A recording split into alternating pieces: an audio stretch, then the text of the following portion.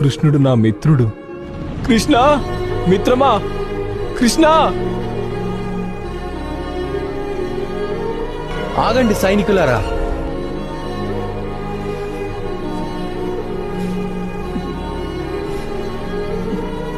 ప్రాణ స్నేహితుడు ఇతనే నా సుధామ. ఇకపై తను ద్వారకలో ఎక్కడికి వెళ్లాలన్నా ఎవ్వరూ ఆపకూడదు. రా, సింహాసనం మీద కూర్చో. లేదు మిత్రమా, లేదు. రా సుధామ.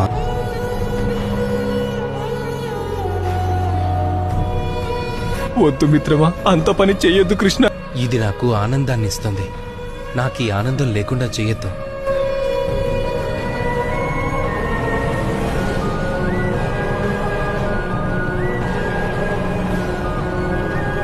అన్నట్టు మిత్రమా, నువ్వు వచ్చావంటే ఉత్త చేతులతో అయితే వచ్చుండవు కదా. చెప్పు, ఏం తీసుకొచ్చావో.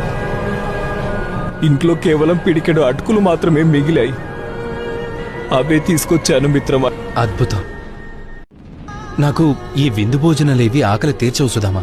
ప్రేమ నిండిన మనసుతో పిడికెడు అటుకులు పెట్టినా ఈ కృష్ణుడు సంతృప్తి చెందుతాడా?